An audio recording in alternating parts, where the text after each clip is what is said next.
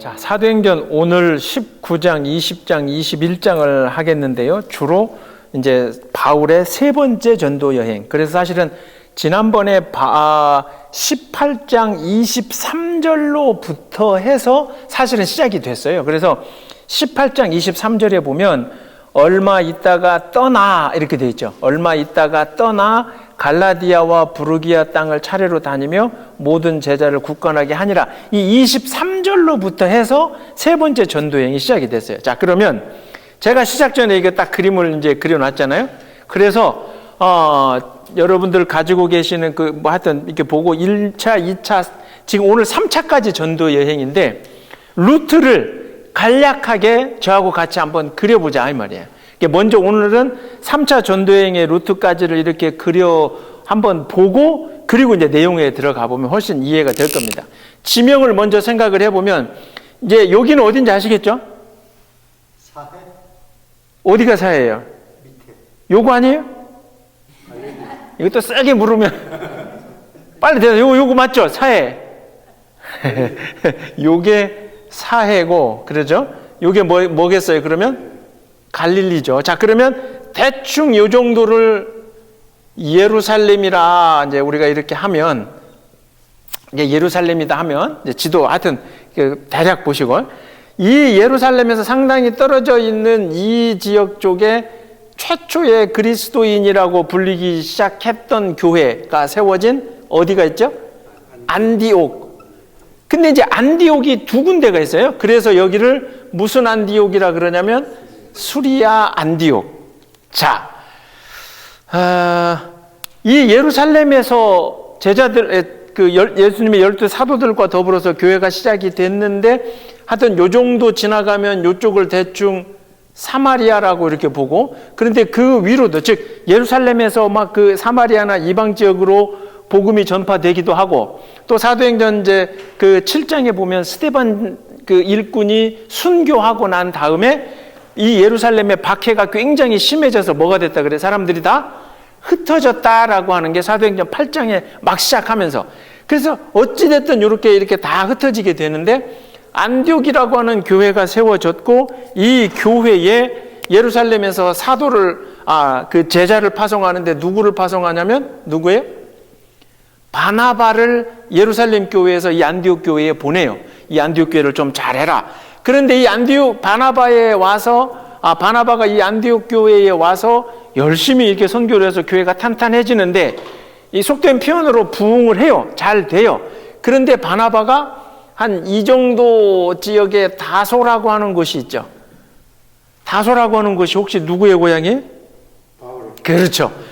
바울이 여기에 가서 처음에 이제 이 다메섹 쪽으로 가다가 예수를 만나고 예루살렘에 한번 왔다가 예루살렘에서도 별로 이렇게 막 사울 저놈 뭐 이렇게 하니까 자기 고향으로 돌아가서 여기에 있던 누구를 바나바가 바울을 데려와서 이 안디옥 교회에서 같이 이렇게 하기 시작하는 거죠. 그래서 이 안디옥 교회가 이제 성경에도 기록된 거에 의하면 최초로 다른 사람들이 그리스도인들이라고 이 사람들을 불렀다라고 하는 건 이 사람들이 이제 예수의 가르침대로 굉장히 잘 했다는 거죠. 자, 그런데 그렇게 해서 이제 지금 1차 전도여행 자 보세요. 그렇게 했는데 바나바와 바울이 이 안디옥 교회만 있지 않고 우리가 더 다른 곳으로 가서 복음을 전하자 해서 1차 전도여행, 제가 이제 검은색으로 그릴게요. 1차 전도여행을 출발을 하는데, 자, 어떻게 안디옥에서 출발해서 처음에 어디로 가요? 섬이 하나 있어요. 이 섬이 뭐냐면 구브로. 근데 이 구브로는 또 누구의 고향이에요? 바나바의 고향이에요. 사이프러스라고 뭐 오늘도 하여튼 부르는 이 구브로에 갔다가 여기 끝에 이제 바보라. 하여튼 이 목사가 아는 만큼의 지명까지 여러분이 아실 필요는 없고, 이게 동서남북 우리가 방향 감각이라도 알아야 되거든. 하여튼 구브로에라는 섬에 들어와서 요 쭉 이렇게 와서 요 끝에 이제 바브라는 데서 이 위로 내륙으로 올라가요.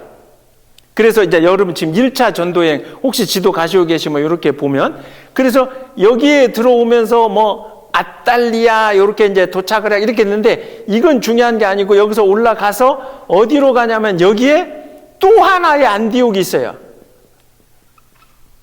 또 하나의 안디옥. 요 안디옥은 뭐라고 부르냐면 비실리아 안디옥. 오케이. 자, 그래서 안디옥. 이건 안티오쿠스라고 하는 옛날 그 왕의 이름을 갖다가 막 그 붙인 도시이기 때문에 뭐 특별한 의미는 없고. 오케이. 그럼 이 안디옥에 갔다가 이 방향이 지금 검은색이 1차 전도행이에요. 안디옥에 갔다가 어디로 가요? 안디옥에 갔다가 이고니온, 그 다음에 또 뭐 루스드라, 또 어디 더베. 자, 요거 뭐 나중에 한번 보시면 오케이. 자, 이렇게 이곳에까지 가서 특히 루스드라에서는 이제 뭐 바울이 막 이렇게 그 걷지 못한 사람도 걷게 하고, 이렇게 해서 1차 전도 여행은 요렇게 출발해서 요렇게 갔다가 같은 방향으로 요렇게 돌아와서 나중에 배로 이렇게 안디옥으로 돌아오게 되는 거예요. 이게 그래서 1차 전도 여행은 내가 뭐를 기억하라? C자, 영어 C자. 요렇게 된다 그랬죠. 요렇게. 그게 1차 전도 여행이에요. 그래서 1차 전도 여행에서는 여러분들이 머릿속에 하여튼 요 또 하나의 안디옥이 나오고 루스드라, 그다음에 뭐 구브로 요렇게 기억을 하시면 되고. 자, 그러면 이제 2차 전도 여행. 그렇게 갔다 왔다가 안디옥에 이렇게 있다가 이제 두 번째, 우리 이제 그 지난주에 했었잖아요. 지난주에. 두 번째로 여행을 하는데 그때는 바다로 안 가고 안디옥에서 바로 어디로 올라가요? 요렇게. 지금 2차는 빨간색이에요. 안디옥에서 두 번째로는 어디로 가냐면 처음에 1차 원래 목적 자체가 1차 여행 때 들렸던 안디옥, 이고니오 뭐 요런 데를 가서 다시 한번 우리가 믿음을 좀 그렇게 하자라고 해서 육로로 해서 이렇게 안디옥을 갔다가, 자, 여기서 중요해요. 그러면서 그곳에 갔다가 사실은 여기에 뭐가 있냐면 대충 이 지역에 이제 이게 지도가 에베소가 여기에 있어요. 에베소가. 그래서 원래 바울은 이렇게 갔다가 이쪽으로 내려가려고 그랬어요. 그래서 이 지역을 뭐라 그러냐면 우리가 소아시아라 그렇게 부르거든요. 그래서 바울이 지난주에 이렇게 해서 안디옥에서 이렇게 가려고 그랬는데 성령님이 자꾸 바울에게 주시는 말씀이 그리 가지 말고 위로 올라가라는 거예요. 위로 올라가라. 그러면 위로 올라간다는 이 지역이 이제 거기 지난주 한번 지도 보시면 이게 이제 이 위쪽이 무시아 지역이라고 부르고, 여기서 건너가면 그 유명한 이 지역을 뭐라 그러냐면 마케도니아라고, 이제 마케도냐 하여튼 뭐 이렇게 많이 들어보셨죠. 이 지역이에요. 그래서 원래는 이 루트가 바울이 이렇게 가서 이렇게 에베소 쪽으로 가려고 했지만 그거를 우리가 지금 이제 소아시아라고 부르는, 그런데 이 위쪽으로 오히려 거꾸로 올라가게 성령님이 인도하시더라 하는 거죠. 그러면서 이 마케도니아에 들어가면서는 우리가 그 신약 성경에 전반적으로 중요한 그 지명들이 나오죠. 그냥 대충 네아폴리는 빼고 중요한 여기에 뭐냐면 빌립보 들어봤죠?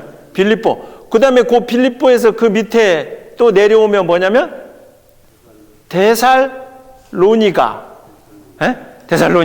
그 다음에 그 밑에서 좀 내려오면 베레아. 많이 들어본 얘기죠. 그래서 실제 이제 이 빨간색으로 이렇게 베레아에 갔다가 여기에서 어디로 오냐면 여기 끝에 아덴이라고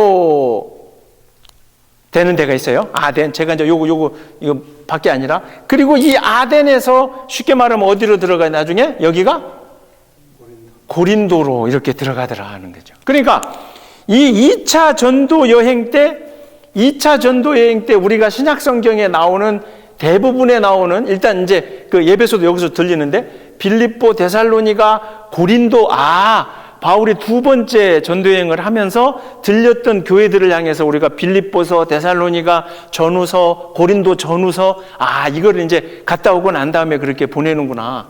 그런데 이 고린도에 왔다가 그 다음에 이제 어디로 가요? 고린도에 왔다가 바로 이리 안 가고 원래 계획했던 어디로? 에베소로 다시 들어갑니다. 에베소로. 그렇죠? 그리고 그 에베소에서 이렇게 내려와서 구브르 밑으로 해서 어디로 가냐면 예루살렘으로 한번 들어갑니다. 가이사랴에 왔다가 여기가 이제 항구 도시니까 여기가 가이사랴라고 하면 여기에 왔다가 예루살렘에서 다시 안디옥으로. 그러죠? 그래서 2차 전도 여행은 이렇게 놓고 보면 동그라미로 이렇게 보이잖아요. 대충. 그렇죠? 그러니까 1차 전도 여행은 여기서 이렇게 올라갔다가 내려온 그거고 2차 전도 여행은 내륙으로 해서 그러니까 바울은 원래 2차도 사실은 이 마게도니아까지 갈 마음은 없었어요. 이게 지도상으로 봐도 대충 여기가 이제 이쪽이 갈라디아라고 하고 무시아라고 부르고 부르기아 이렇게 부르는데 하여튼 요 지역을 어떻게 좀 하려고 했는데 이 안디옥 여기에서 성령님이 위쪽으로 올라가라 하면서 이제 빌립보에 가서 배례하고 그리고 이 지난주에 했지만 고린도 우리가 오늘날 고린도 해갖고 우리에게 익숙해져 있지만 이 당시에 고린도가 하여튼 이게 이제 지중해고 여기 에게해 그 다음에 하여튼 온갖 그 배들이 모이는 것이기도 하고 그러다 보니까 하여튼 그 음란과 태폐와 다양한 것이 있었던데 여기까지도 이제 바울이 복음을 전하고 세워지기도 하고 그렇게 해서 다시 와서 예루살렘에 문안하고 이제 올라갔고 그러면 이제 오늘 제가 나눠드린 거 있죠. 오늘 3차 전도 여행은 자, 거기 그 제가 유인물 드린 거 첫 번째 한번 보세요. 3차 전도 여행은 출발을 어떻게 해요? 어디에서 출발해? 3차는 제가 파란색으로 할게요. 파란색으로. 시작이야. 똑같이 다 안디옥이에요. 무조건. 응? 시작은. 자, 안디옥에서 출발을 해서 어디로 가요? 더베. 즉, 안디옥에서 출발해서 여기 이렇게 해가지고 에베소까지 그냥 쭉 가잖아요. 그죠? 에베소까지. 이 3차 전도 여행은 여기서 이 지역을 다 걸쳐서 에베소까지 간 다음에 그 다음에 에베소에서 어디로 올라가요? 에베소에서 이렇게 올라갔다가 결국 첫 번째 여행 갔던 그곳으로 똑같이 가잖아요. 그죠? 네아폴리, 빌립보. 그러니까 똑같이 여기서 이게 이렇게 같은 코스로 거의 똑같은 코스로 고린도까지 옵니다. 3차가. 그리고 이제 오늘 일단 뒷부분에서 하겠지만 이 고린도에서 사실은 배를 타고 한 방에 예루살렘에 올라 그랬어요. 혹시 21장까지 읽어오신 분?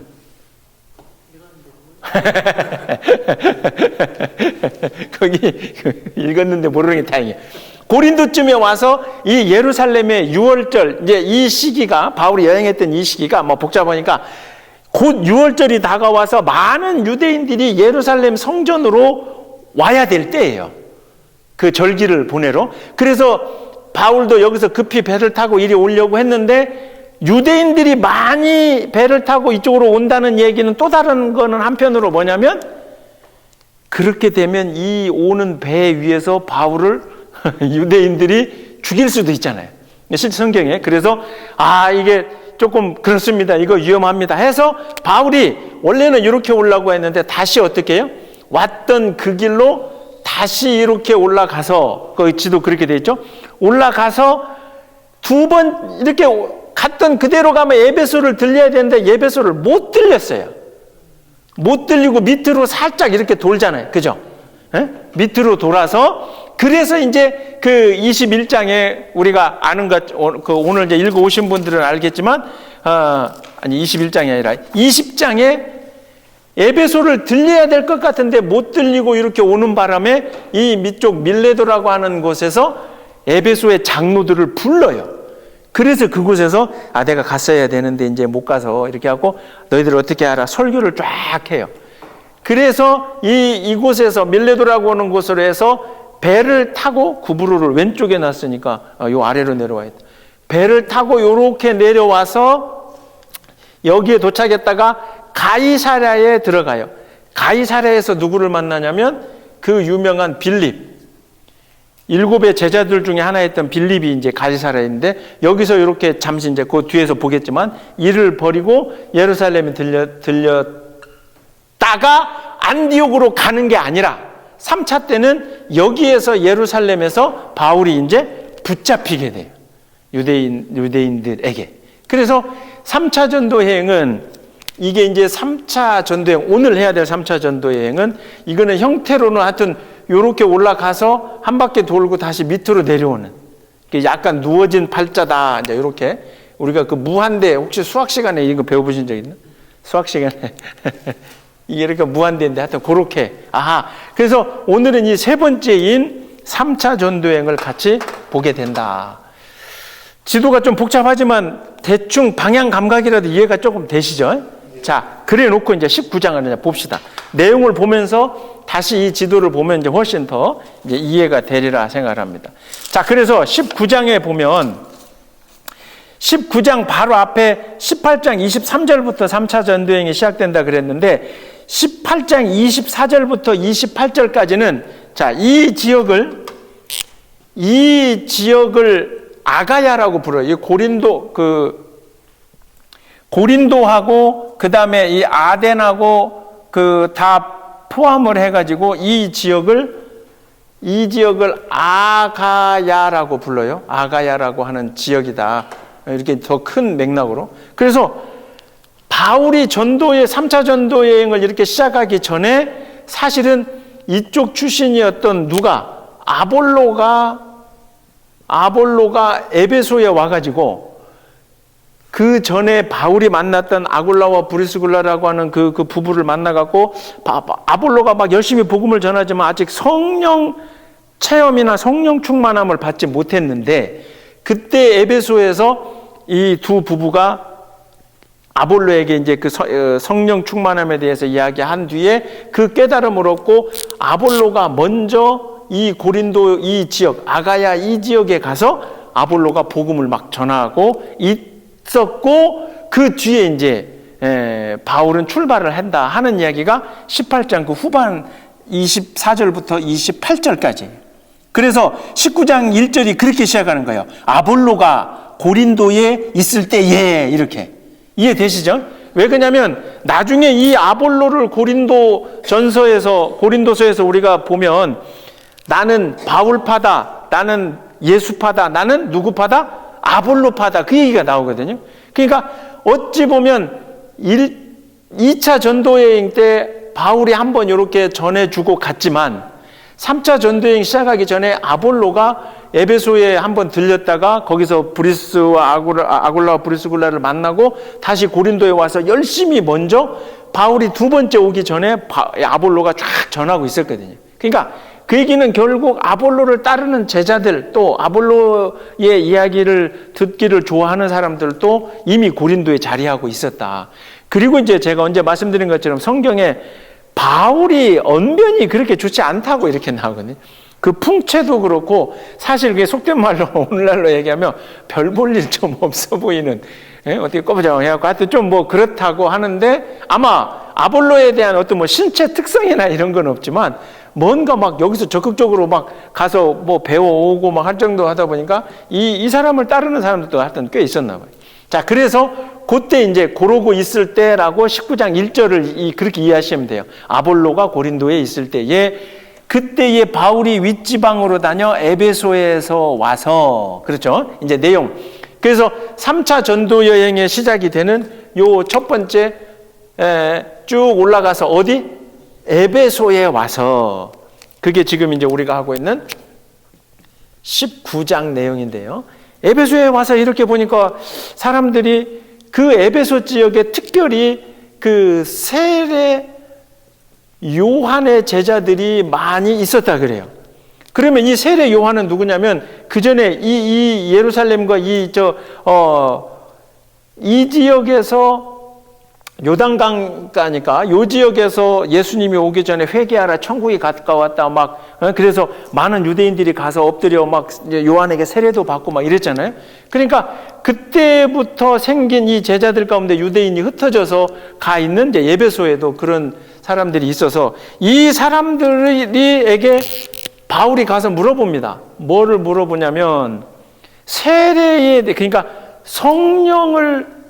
성령에 혹시 세례를 받았냐, 혹시 성령에 대해서 들어본 적이 있냐라고 물어보니까 이 사람들이 에베소 사람들이 아니 세례는 요한의 세례, 즉 물로 세례를 받았는데 우리가 성령에 대해서는 들어본 적이 없다. 이제 그런 얘기를 하는 거예요. 그래서 바울이 4절에 얘기하는 것처럼 니들이 선생님으로 여기는 세례 요한도 이미 말씀에 그렇게 기록되지 않았냐. 내 뒤에 오실 이가 있는데 그가 오시면 성령으로서 세례를 베푸리라 라고 했는데 아직까지도 너희가 성령을 받지 못했으니 바울이 가서 이 사람들에게 다시 예수의 이름으로 세례를 준다라고 하는 게 5절이에요. 근데 중요한 사건은 이제 6절에 이 사람들에게서 예수의 이름으로 세례를 받고 나니까 그 사람들에게서 어떤 일이 일어나냐면 성령이 그들에게 임해서 이들이 뭘 하기 시작해요? 방언하기 시작하고 예언하기 시작하더라 하는 거죠. 근데 이 방언하기 시작하고 예언하기 시작한다라고 하는 이 사건은 결국 뭐냐면 성령님이 그들에게 이제 임재하신 이 사건인데 우리가 사도행전에서 지금까지 제일 처음에 성령님이 오셨을 때의 사도행전 2장, 그죠? 2장에서 그 오순절날 다 모여 있다가 막 성령이 임해서 말하기 시작하고 그 다음에 또 하나는 이 성령의 임재가 사도행전 2장하고 그 다음에 8장에 보면 빌립이 전도하러 다니면서 이 사마리아에 가서 전도를 해요. 유대인들이 가지 않는 그곳에 가니까 가서 사마리아에서 빌립이 전함에 그곳 사람들이 이제 막 성령 체험을 하기 시작을 하고 그 다음에 또 하나는 10장에 보면 로마 군인이었던 고넬료 기억나시죠? 고넬료. 그래서 그 사람에게 하나님이 이제 꿈에 환상으로 나타나가지고 저쪽에 있는 베드로를 좀 데려와라 그러면서 베드로는 막 보자기에다가 먹어야 될 거 안 먹어야 될 거 결국 이방인에게 그래서 10장에서 고넬료의 집에 찾아간 베드로가 그 집에서 같이 세례를 베풀고 이러니까 고넬료의 집에도 성령이 임하더라. 결국 사도행전에서 곳곳에 지금 오늘 이 부분까지 곳곳에서 이야기하고 있는 사도행전에서의 중요한 주제 하나가 성령의 임재하심이다라고 하는 거예요.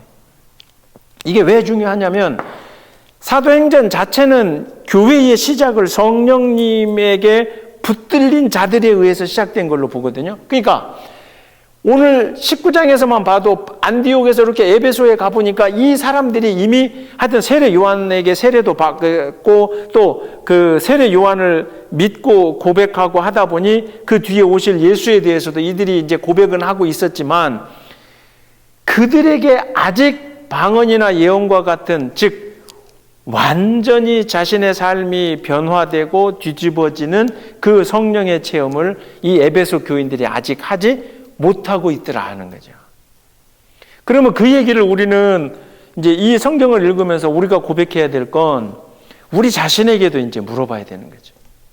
내가 이미 세례를 받았고 뭐 저 같은 경우는 이미 목사고 여기 다 직분들을 가지고 계시고 그러면 늘 목사님들이 받는 질문 중에 하나가 이거예요. 그러면 내가 아직 방언을 못 하는데 내가 아직 예언을 못 하는데 그러면 이런 걸 못하면 나는 성령을 받은 게 아닌가요? 그 질문이 가장 우리에게 많이 오는 질문이에요. 도대체 목사님들이 성령 충만, 성령을 체험하고 성령님과라고 이야기하는데 근데 나에게서는 어떤 이런 일들이 벌어지지 않는데 그러면 나는 아직도 성령을 받지 못한 겁니까? 그 질문에 대한 답변은 제가 드릴 수 있는 답변은 이렇게 드리고 싶어요. 이 성령님이 우리에게 오셨다라고 하는 것은 내 삶 속에서 비록 방언과 예언과 같은 특별한 은사가 없다 하더라도 사실은 방언의 내용이 뭐냐면 하나님의 큰 일을 말하더라라고 하는 게 사도행전 2장의 기록이거든요. 예언이라고 하는 것도 마찬가지로 이제 하나님이 예견하는 일이니까 별로 이런 구체적인 은사가 없더라도 내가 살아가는 내 삶 속에서 모든 것을 매번 순간순간 선택할 때마다 그게 내 방향 쪽으로 내게 유익이 되는 쪽으로 내 생각 쪽으로 내가 원하는 쪽으로만 해서는 안 될 것 같다는 내 마음에 어떤 그런 것이 있다면 이미 성령님께 붙잡힌 사람이라는 거죠. 그런데 이게 이제 거꾸로 그런 겸손한 고백이 아니라 자신의 삶은 지 마음대로 하면서 나는 방언하니까, 그죠? 나는 막 이렇게 병을 고치니까 나는 성령님과 함께해. 성령 충만해졌어. 이제 오늘 이 현대 크리스찬들은 그게 거꾸로 되는 거죠. 이 성령님이 오셔서 이 제자들에게 방언을, 특히 베드로를 포함한 이 사람들에게 방언을 주고 예언과 이런 은사를 주어서 성령님이 그들에게 그 은사를 줬던 이유와 목적과 모든 게 뭐겠어요?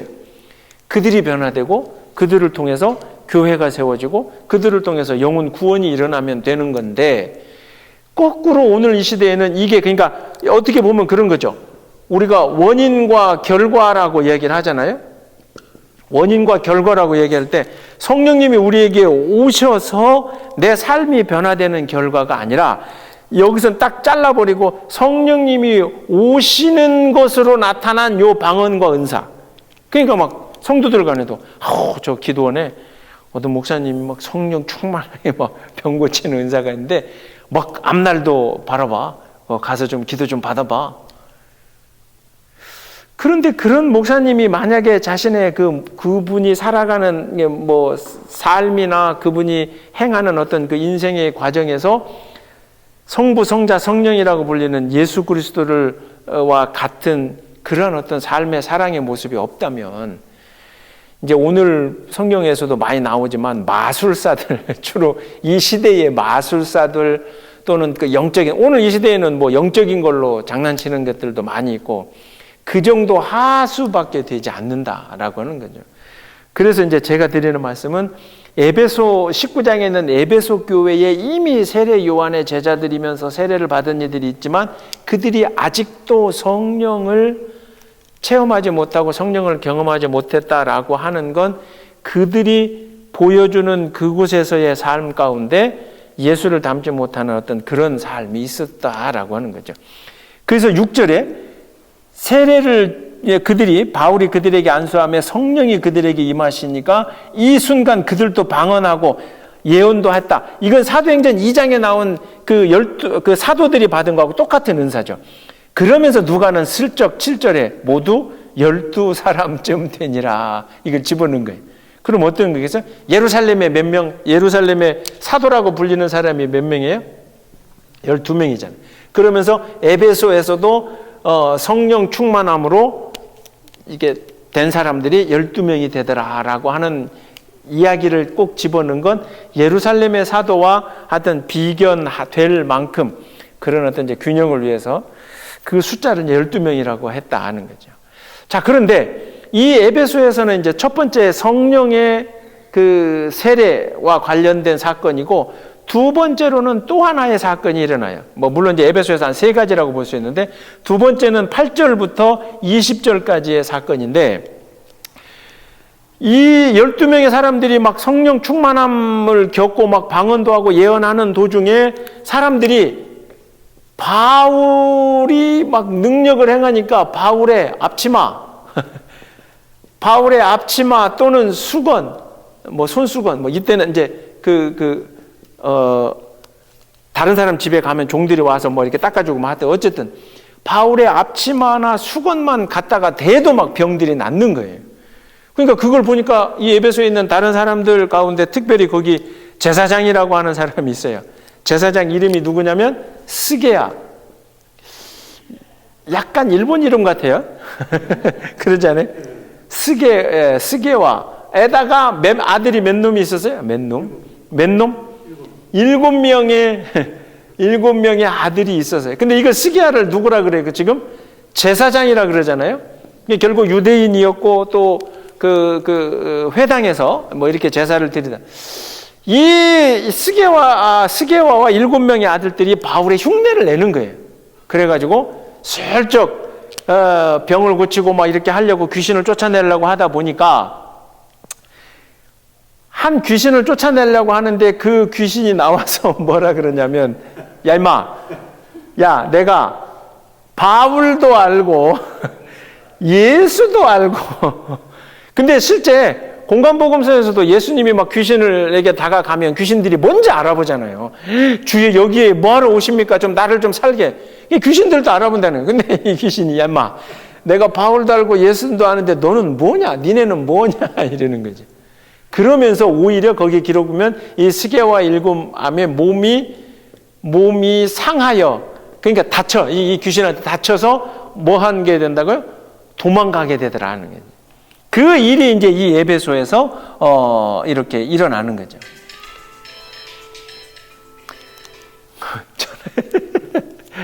깜짝이야, 나 귀신이 막 전화 걸려. 이 일이 있고 나니 사람들이 이제 더욱 어떻게 되겠어요? 더욱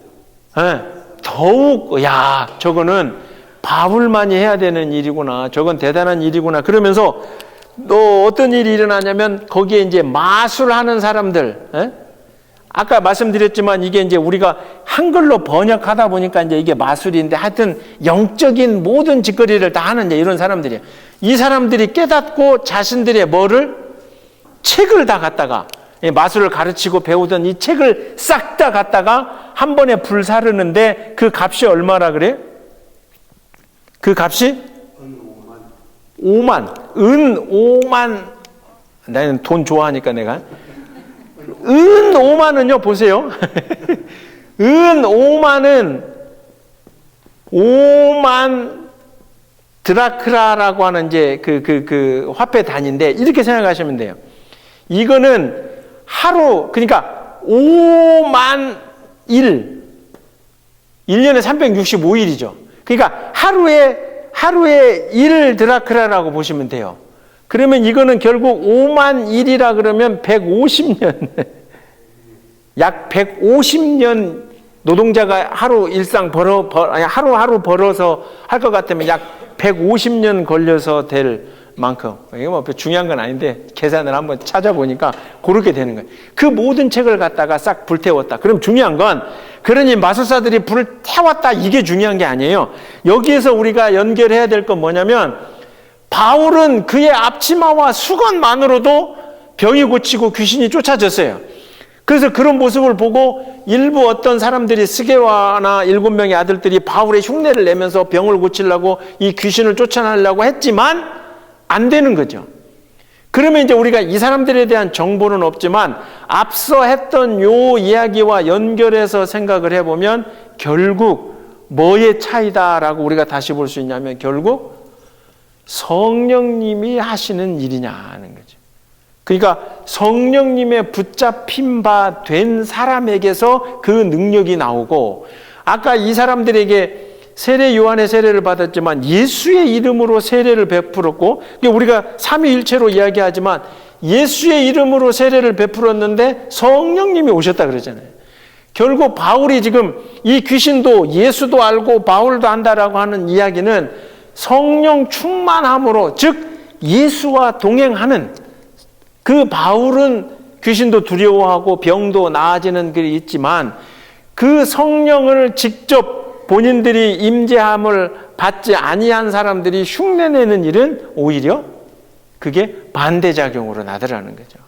그러면서 이 일을 통해서 이 지역에 스게와나 7명의 아들처럼 우리가 이제 그 다른 곳에서도 봤지만 마술사들이 살짝 그 사도들이 행한 능력을 돈 주고 살라고도 하고 막 그러잖아요.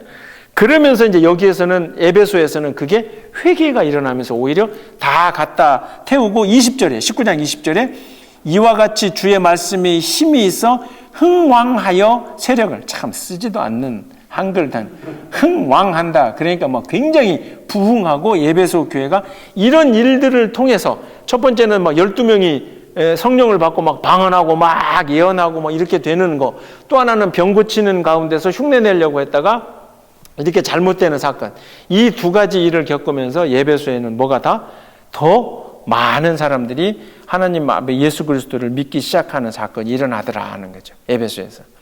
자, 그 다음에 또 21절부터 어찌 보면 41절까지 쭉 진행되는 사건이 하나가 더 나와요. 자, 그 사건은 어떤 사건이냐면, 이렇게 에베소에서 바울이 열심히 복음을 전하다 보니까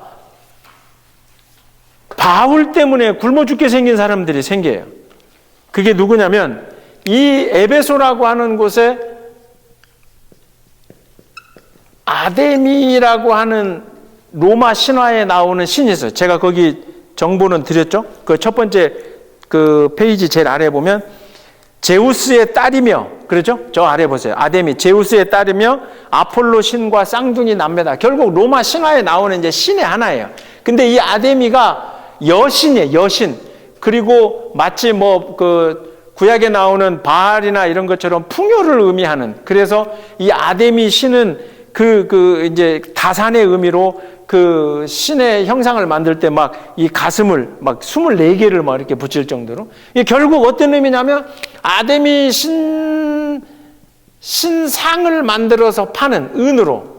그래서 은장색 뭐 이렇게 거기 지금 나와 있는데 결국 그 신전 가까이에서 그 아데미 신의 형상을 만들어 파는 그 수공업자들, 세공업자들, 이 사람들이 있었는데 바울이 와가지고 자꾸 뭐라 그러냐면 26절에 보면 바울이 와갖고 자꾸 뭐라 그러냐면 야 정말 신은 참된 신은 니들이 신이다 해서 뭐 아데미 섬기는데 신은 인간이 만든 그 어떤 쪼가리 안에 들어갈 수가 없는 게 참된 신이다. 그 얘기는 결국 뭐예요? 에베소 니네 지금 여기서 자꾸 이 아데미 신을 섬기고 그렇게 하는데 그거 다 부질없는 짓이다. 그 바울이 그러고 다니니까 이걸로 해서 돈 벌어 먹고 이걸 팔아서 돈 벌어 먹고 사는 사람들의 수입이 어떻게 돼요? 수입이 막 뚝 떨어지니까 이거 저놈 주둥이를 틀어 막아야 되겠다. 바울의 입을 막아야 되겠다. 이 사람들이 모여가지고 오늘날로 얘기하면 이제 협동조합이 노조는 아니고 하여튼 모여갖고 야 저놈을 때려잡자 해가지고 바울을 공격하고 싶은데 바울을 직접 공격하지 못하고 29절에 보세요.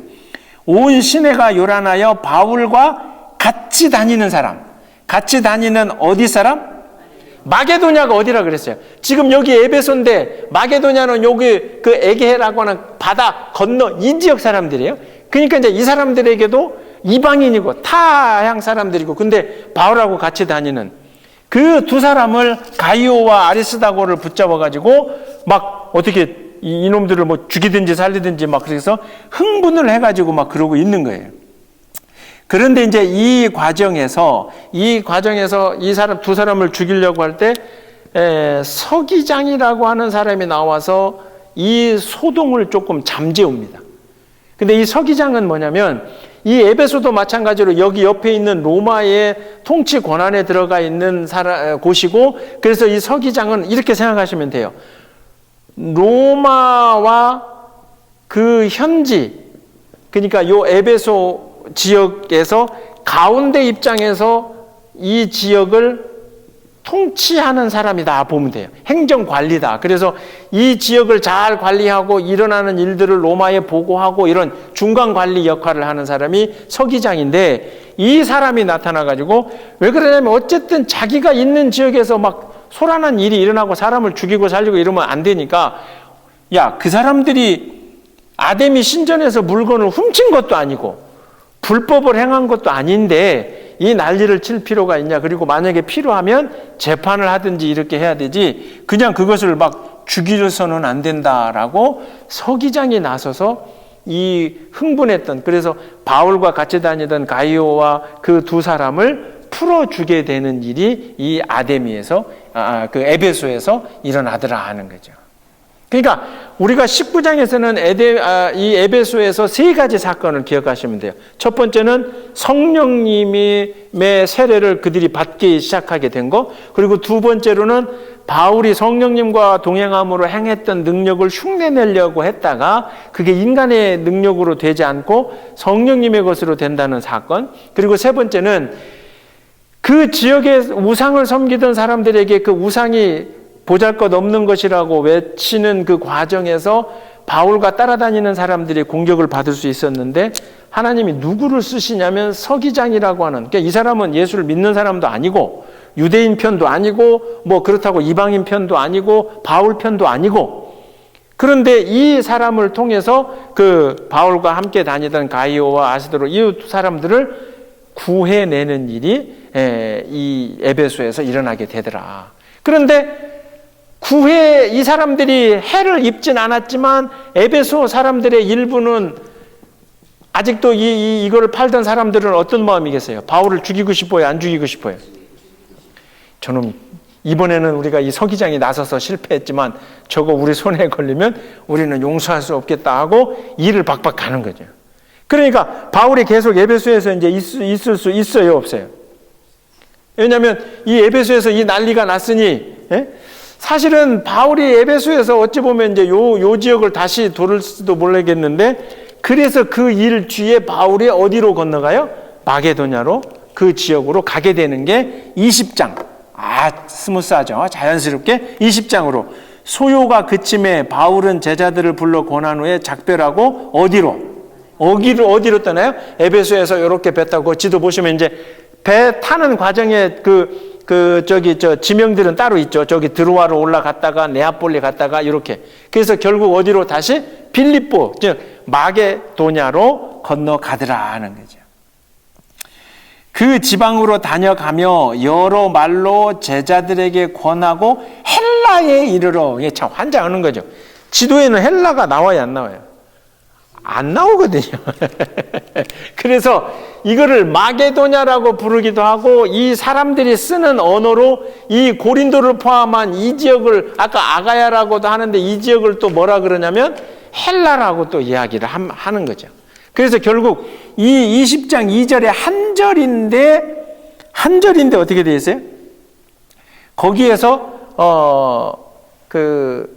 이 마게도냐로 들어갔다가 저기 아래 고린도까지 이렇게 쭉 바울이 내려간 걸로 보더라 하는 거죠.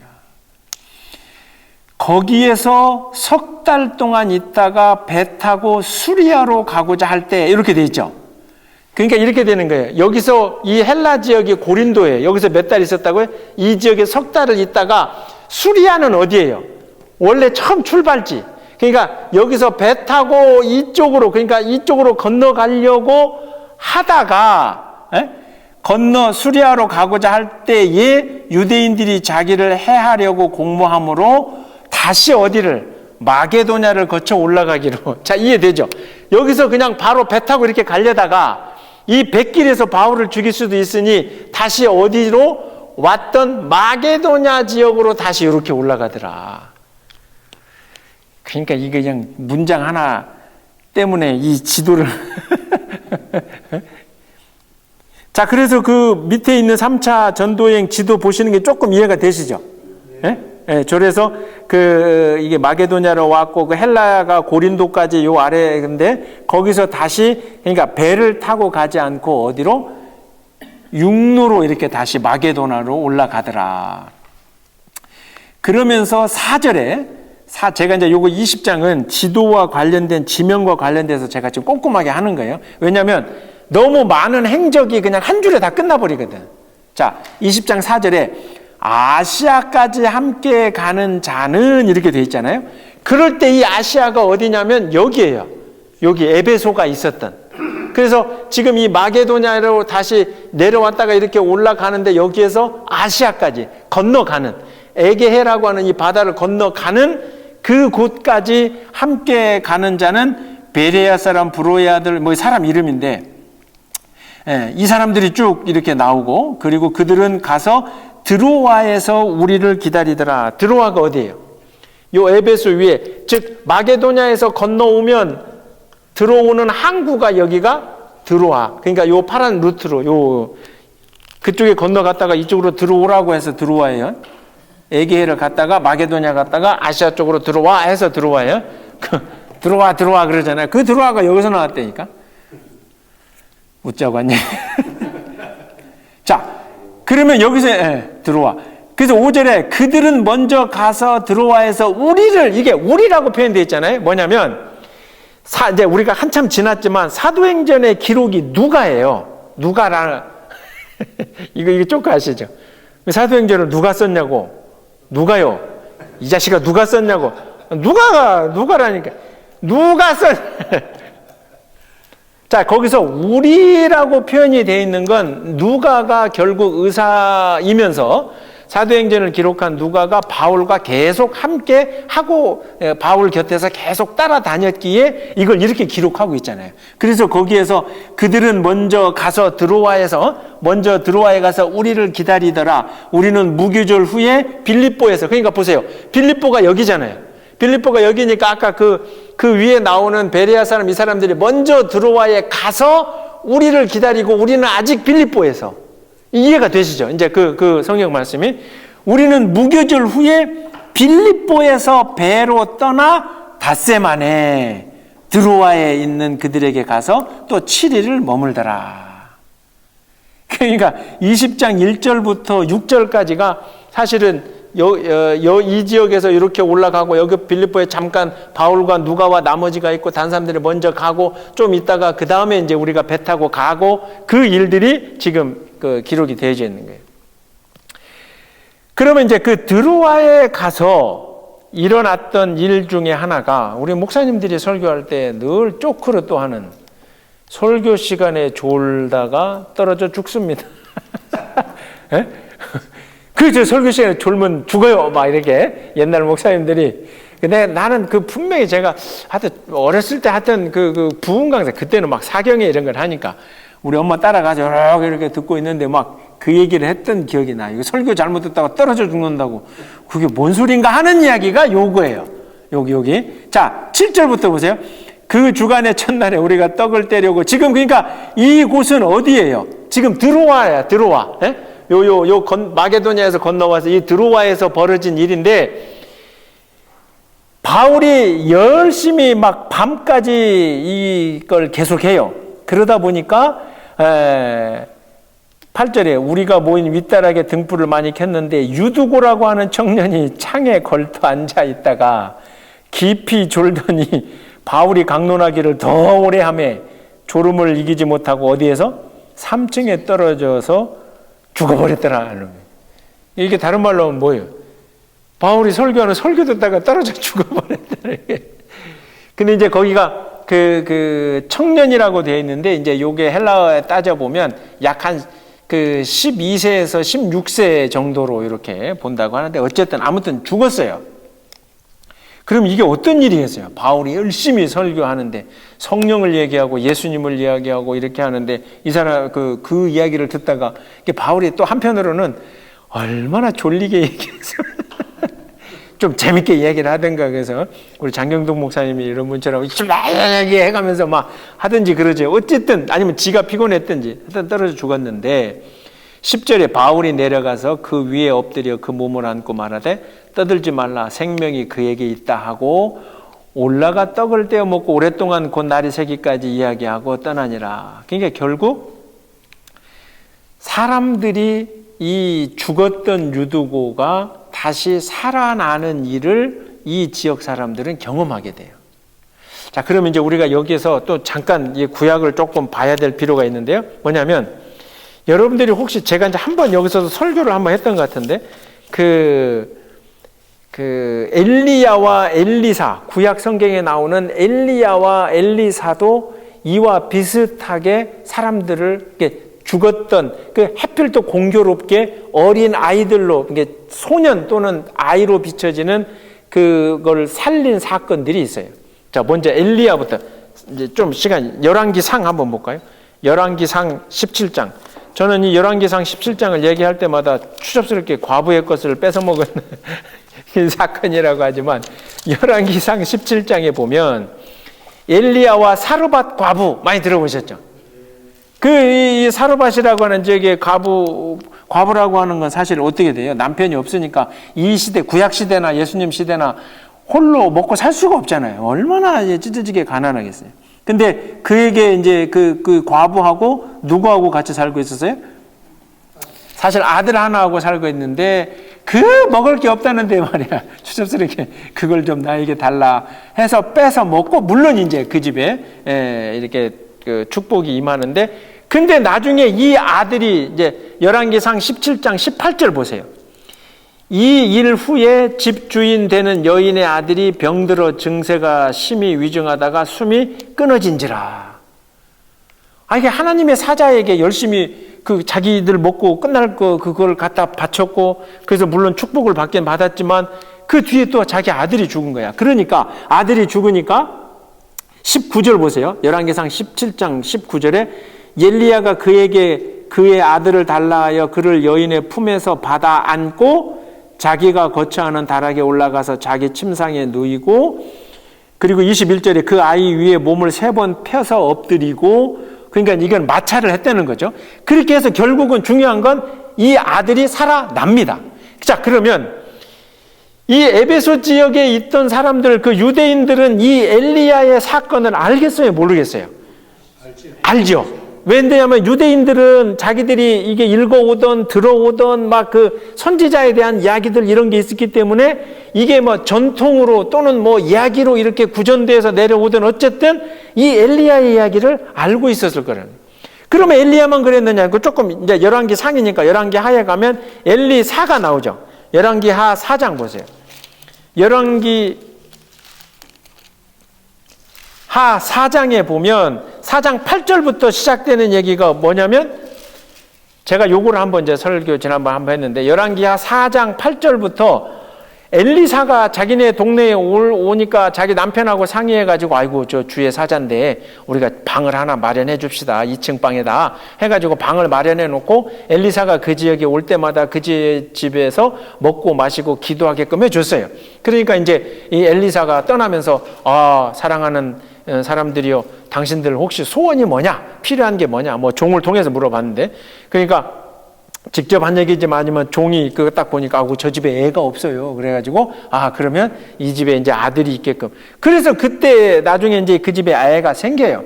근데 시간이 지나서 보니까 나중에 이 아이도 자라다가 병을 갑자기 앓기 시작하더니 죽어버립니다. 그러니까 이 수넴 여인은 사람과 말을 이렇게 보내가지고 엘리사를 빨리 자기 집으로 데려오게 하고, 그 다음에 죽었던 자기 아들을 평소 엘리사가 자기 집에 오면 머물던 그 방에 집어넣어 놓고, 그래서 엘리사가 가보니까 그 자기가 평소에 누워있던 그 침상에 이 아이가 눕혀 있더라는 거죠. 그래서 이제 나중에 8절, 열왕기하 4장 8절부터 한 37절까지 다시 한번 쭉 읽어보면 아시겠지만, 앞에서 열왕기 상에서 엘리야가 그런 것처럼 열왕기 하에서 엘리사도 죽었던 어린 아이를 살려냅니다. 그것도 이렇게 방법이 자기가 껴안고 이렇게 받아 안고 했던 것처럼. 그래서 다시 오늘 사도행전 20장에 돌아오면 20장 10절이 누가가 의도적인지 하여튼 그렇게 그걸 직접 봐서 그런지 사도행전 20장 10절에 바울이 내려가서 그 위에 엎드려 그 몸을 안고 말하되, 그죠? 결국 그건 똑같이 아까 엘리야도 그랬고 엘리사도 그랬고 이 죽은 아이를 살리기 위해서 자기의 몸을 접촉하면서 그 아이를 껴안고 그러면서 하나님 앞에 간절히 기도하니 그때도 살아났고 이때도 살아나더라 하는 거죠. 결국 이 드로아 지역에 있던 이 사람들은 죽었던 유두고가 살아나는 그 일을 보면서 뭐를 바로 알게 되냐면 그 가운데 유대인들은 자기들에게 이렇게 전해져 내려오던 엘리야와 그 다음에 엘리사와 이야기, 이 이야기까지가 이제 뭐가 다 하나가 다 뭐가 돼요? 이제 연결이 되더라는 거죠. 물론 아까 권사님 말씀처럼 이 드로아라고 하는 지역의 유대인 아닌 사람들은 그걸 모르겠죠. 그러나 말씀드린 것처럼 에베소도 그렇고 이 지역에 곳곳에 유대인들이 흩어져 있었기 때문에 그들은 그러면서 이제 바울에 대해서 더 하나님이 저 사람과 함께 하는구나라고 하는 것을 더 스스로 이제 그렇게 고백할 수 있게 되는 거죠. 그 사건이 20장에 나오는 설교 듣다가 졸면 떨어져 죽는다 하는 이야기가 바로 이 바울의 전도 여행, 세 번째 전도 여행 과정에서 이제 생긴 이야기입니다. 그러면서 13절부터 16절까지는 이 드로아에서 사실은 바울이 에베소를 이렇게 그 지도 한번 보세요.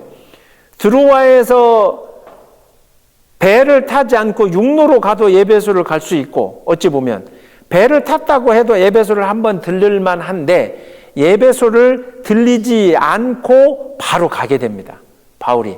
그래서 에베소 밑에 있는 그 지도에 보면 밀레도라고 하는 곳에 이르러서 뭐를 하냐면 바울이 에베소에 들리지는 못했지만 그곳에 있는 누구들을, 장로들을 어디로, 여기 에베소 밑에 있는 요 밀레도라고 하는 요 지역으로 이 장로들을 불러서 그 장로들에게 쭉 바울이 설교를 하는 게 이제 그걸 고별 설교라 그러는데 17절부터 35절까지입니다. 이 20장 17절부터 35절까지는 그래서 바울이 에베소에 갈 수 없어서 에베소 장로들을 그냥 불러서 뭐 안부 정도를 묻는 정도의 설교가 아니라 우리가 이제 그거를 그 성경 챕터에 고별 설교라고 기록을 해 놓은 것처럼 사실은 이 말씀을 다시 한번 쭉 읽으면 우리 오늘 신앙 고백에도 적용을 해보면 굉장히 중요한 의미들이 들어가 있는 게 20장에 나오는 바울의 우리가 고별 설교라고 하는, 즉 밀레도라고 하는 곳에서 에베소 장로님들을, 근데 뭐 장로님 그러니까 뭐 오늘 우리 시대의 장로라기보다 하여튼 교회의 리더들을 불러서 설교를 합니다. 자, 그러면 요 설교는 좀 우리가 같이 눈을 잠깐 보세요. 이렇게 이제 왔어요.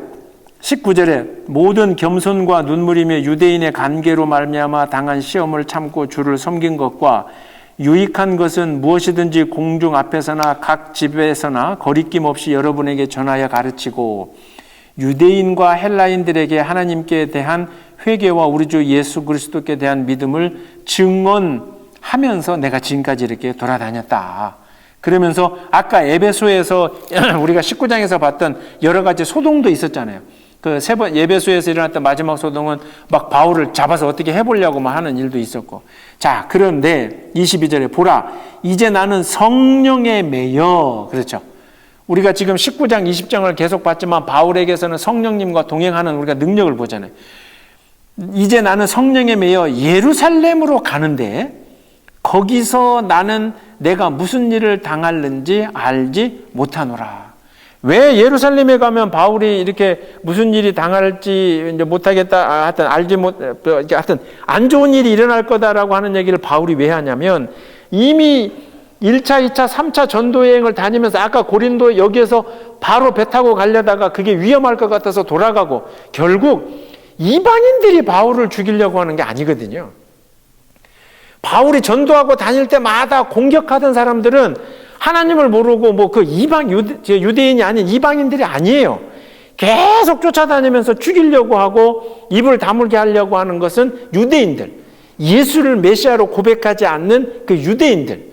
근데 들려오는 소문에 이 예루살렘에 특별히 아까 말씀드린 것처럼 6월절 절기가 다가오니까 예루살렘으로 많은 유대인들이 모일 거 아니에요. 그러면 제가 이 신약성경을 볼 때 몇 번 얘기했지만 사람들의 구성을 우리가 유대인, 예수를 안 믿는, 메시아로 고백 안 하는, 그러나 두 번째로는 예수를 믿기로 고백한 유대인, 여기에 이제 뭐 베드로부터 시작했고 사도들이 쭉 들어가고 여기에 바울도 들어가죠. 그 다음에 또 하나는 이방인, 이방인 중에서도 하나님을 두려워하는 사람, 그래서 경건한 이방인.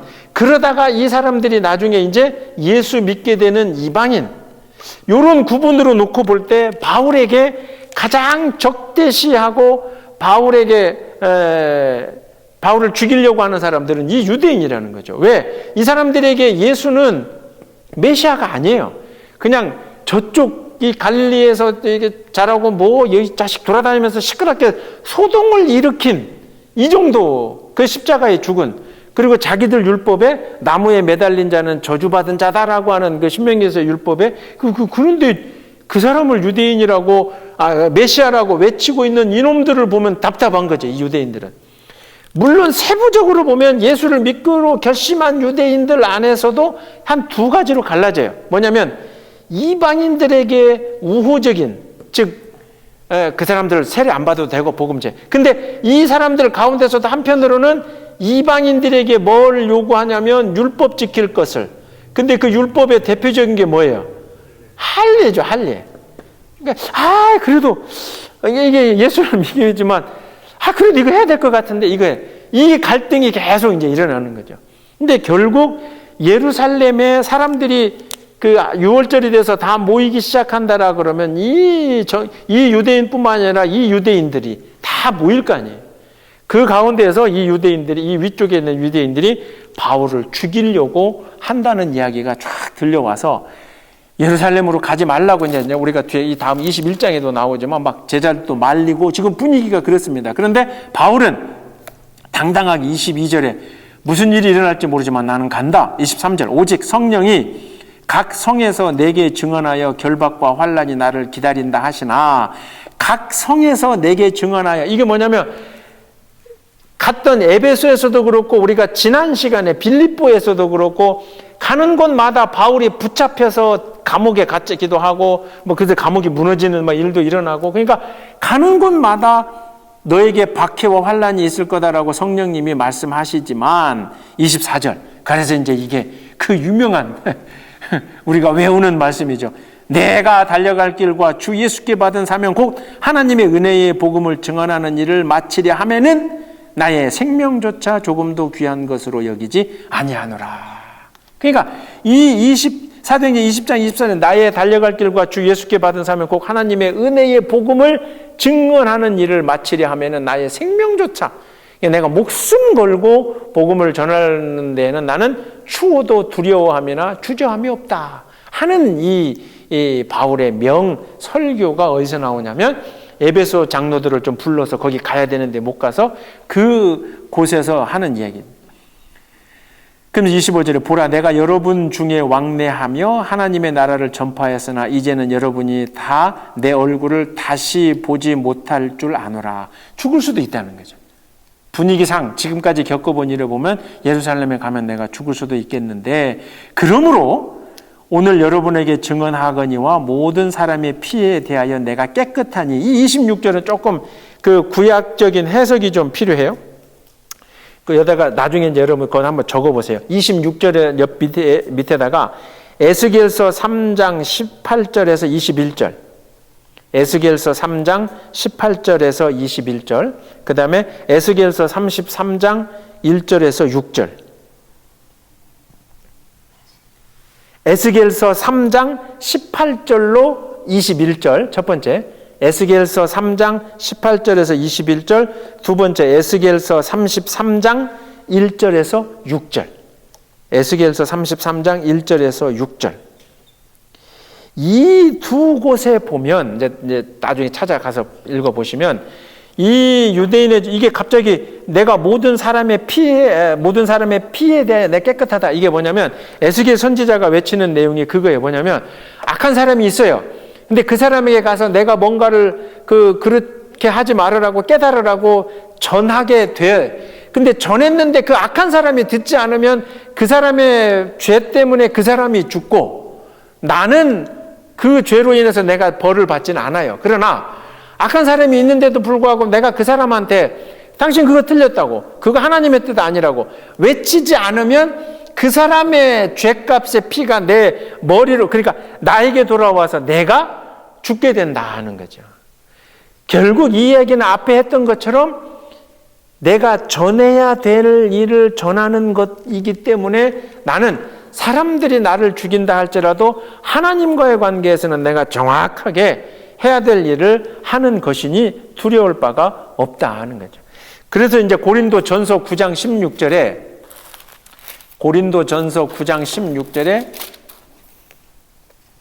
바울이 그렇게 얘기하죠. 고린도전서 9장 16절에 내가 복음을 전할지라도 자랑할 것이 없음은, 그러니까 내가 복음을 전하는 것을 통해서 내 명예를 드러내려고 하는 게 없음은 부득불 내가 할 일임이라. 만일 복음을 전하지 않으면 내게 화가 있을 것이다. 그러니까 내가 이게 복음을 전하면서 명설교가다, 아이고 바울 성령님이 함께하는 능력자, 내가 뭐 그런 것 때문에 복음을 전하는 게 아니라 앞서 얘기한 것처럼 에스겔이나 이런 걸 놓고 볼 때 그 피값이 나에게, 그러니까 악한 것이 앞에 있음에도 불구하고 내가 전하지 않으면 내가 죽을 거기 때문에 나는 내 생명을 걸고 내가 복음을 전하고 내가 전하지 않으면 내게 화가 있을 것임을 바울이 이제 고린도전서 9장 16절에서 연결해서 말씀을 하시는 거예요. 그러니까 사도행전 20장 그 26절은 아까 말씀드린 에스겔서 3장 33장 두 개하고 고린도전서 9장 16절을 같이 연결해서 이 부분을 한번 읽어보셔라. 그러니까 바울이 복음을 전해야지, 바울이 사도니까 대단하니까 뭐 이렇게 우리가 고백을 하지만 바울은 철저하게 유대인의 전통을 잘 배운 사람이잖아요. 그러니까 바울의 머릿속에는 선지자들의 가르침을 알고 있어. 그러니까 결국 아니, 내가 복음을 전하는 건 나를 드러내기 위한 것도 아니고 나 살려고 그러는 거야. 그게 우리 신앙 고백이 한번 돼보세요.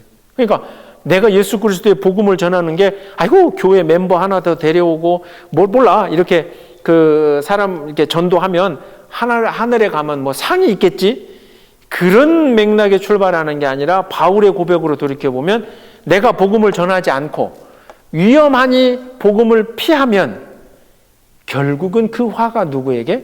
나에게.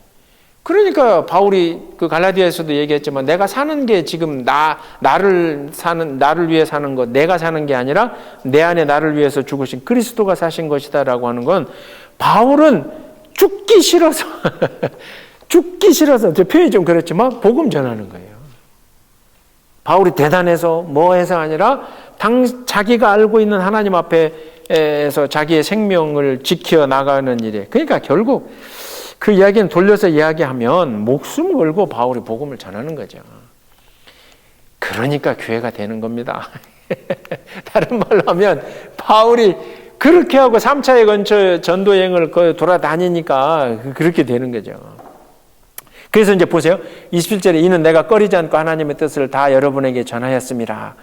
여러분은 자기를 위하여 또는 온 양떼를 위하여 삼가라. 성령이 그들 가운데 여러분을 감독자로 삼고 여러분들을 리더로 삼았고, 장로들에게 하나님이 자기 피로 사신 교회를 보살피게 여러분 손에, 에베소 교회를 여러분 손에 맡겼습니다. 그런데 29절에 내가 떠난 후에 사나운 이리가 여러분에게 들어와서 그 양떼를 아끼지 아니하며, 즉 초대교회가 굉장히 흔들리는 때가 2세기, 즉 100년 넘어서 지금 바울이 이 활동하던 때는 55년 이후로 약 60년, 70년 요 어간인데, 실제 바울의 이 예언 뒤에 1세기, 그러니까 100년, 2세기, 200년, 3세기까지 313년 그 로마에서 기독교를 더 이상 박해 안 하기로 하기까지 교회 안에서 굉장히, 밖에서 박해가 있었지만 안에서 이단이 굉장해졌다니까요. 그래서 제가 이제 이게 신학적인 얘기지만, 그래서 오늘 우리가 들고 있는 이 마태, 마가, 누가, 요한이라고 하는 또 신학 성경이 이렇게 정리되어지던 과정이 100년에서 200년 그때예요. 이미 기록되어져 있고 전해져 내려오는 걸, 아니다, 이 교회가 너무 흔들리니 옛날 사도들이 어떤 얘기를 했고 어떤 예수님에게 들었던 이야기들, 그런 얘기들을 우리가 아예 딱 이게 해야 되겠다. 그렇지 않고 이놈이 와서 이 얘기하고 저놈이 와서 이 얘기하고, 그래서 이제 그때 그 영지주의라고 하는, 그러니까 예수가 우리에게 왔지만 그거는 깨달음이고 영적인 거지 육체가 아니다, 뭐 부활도, 막 그런 유혹이 생긴 거예요, 이 뒤에. 근데 바울이 그걸 예언을 하는 거죠. 내가 떠난 후에 사나운 이리가 여러분에게 와서 양떼를 아끼지 않으며, 또한 여러분 중에서도 제자들을 끌어 자기를 따르게 하려고, 이게 이단이잖아요. 예수가 아니라 성령이 아니라 지를 따르게 하려고 어그러진 말을 하는 사람들이 일어날 줄을 아노라. 교회가 그런 어려움이 생긴다는 거죠. 그러니까 오늘날 이 시대에, 우리 시대의 교회에 어려움이 생기는 건 너무도 당연한 거죠. 왜냐하면 초대교회 이 영적으로 막 활발하던 이때도 이런 일이 생기는 거니까. 그러므로 여러분이 일깨어 내가 3년이나 쉬지 않고 눈물로 각 사람을 훈계하던 것을 기억하라. 이 말씀에 비추어 보면 처음에 이 두 번째, 이제 세 번째 에베소에 갔을 때 3년을 여기서 머물렀다는 거죠. 내가 장로님들, 당신들하고 3년을 내가 거기서 한 것을 기억하고 밤낮 쉬지 않고 눈물로 각 사람을 훈계했던 걸 기억하라. 지금 내가 여러분을 주와 및 그 은혜의 말씀에 부탁하노니 그 말씀이 여러분을 능히 든든히 세우사. 항상 이거예요. 말씀으로 당신들, 리더들이 먼저 든든히 좀 서라 하는 거죠. 지금 에베소 교인들에게 하는 게 아니라 그 교회의 장로들, 리더들을 불러서 하는 얘기잖아요. 당신들이 먼저 말씀에 능히 세우사 거룩하게 이심을 모든 자 가운데 기업이 있게 하시리라. 내가 이제, 그리고 33절부터는 바울의 이제 그 경제적인 얘기예요. 내가 아무의 은이나 금이나 의복을 탐하지 아니하였고, 그러니까 이렇게 사도인 바울에게 여러 가지 뭐 헌금도 하고 뭐 하겠죠. 근데 바울이 계속 텐트를 만들면서 자비량을 했잖아요. 여러분이 아는 바와 같이 이 손으로 나와 내 동행들이 쓰는 것을 충당하여, 그래서 내 생활비는 내가 만들었고, 범사에 여러분에게 모범을 보여준 것 같이 수고하여 약한 사람들을 돕고 또 주 예수께서 친히 말씀하신 바 주는 것이 받는 것보다 복이 있다 하심을 기억하여야 할지니라. 그러니까 이 에베소 장로들에게 앞에 부분에서는 영적인 얘기잖아요. 성령이 우리를 붙잡아 주셨고 그리고 복음을 전하는 일이 하나님의 뜻이고 그래서 교회가 세워졌는데 혹 앞으로 이게 흔들릴 수도 있지만 여러분들이 말씀으로 든든하게 능력을 받고 지키고 있어라. 그러면서도 꼭 이 두 번째 부분 뭐냐면 경제적인 부분. 결국 그 얘기는 제가 사도행전을 하면서 계속 얘기를 했죠. 일꾼들을 뽑으면서 두 가지가 있었죠. 뭐였어요? 첫 번째, 성령에 붙잡혀 있고 지혜가 충만하라 하나님을 아는 자. 그 다음에 두 번째는 반드시 뭐라 그랬어요? 칭찬받는다 그랬죠. 근데 이 칭찬받는다라고 하는 것은 결국 다른 사람들과의 뭐 할 때 칭찬을 받겠어요?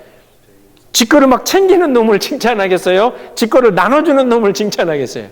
나눠주는 놈을 칭찬하고 아이고 참 저 사람 대단해. 결국 이 두 가지가 일꾼임과 동시에 결국 이게 교회의 그 기본적인 바탕이 되는 흐르는 이게 뭐라 그럴까요? 그 원리가 돼야 되는 거죠. 교회에서 일어나는 사는 사람들의 삶의 모습. 그러면서 35절에 혹시 성경에 이제 빨간색으로 주는 것이 받는 것보다 복이 있다. 신약 성경에 빨간색이면 누가 한 얘기예요? 예수가 한 얘기인데 그러나 이 구절을 아무리 성경에서 봐도 찾을 수가 없어요.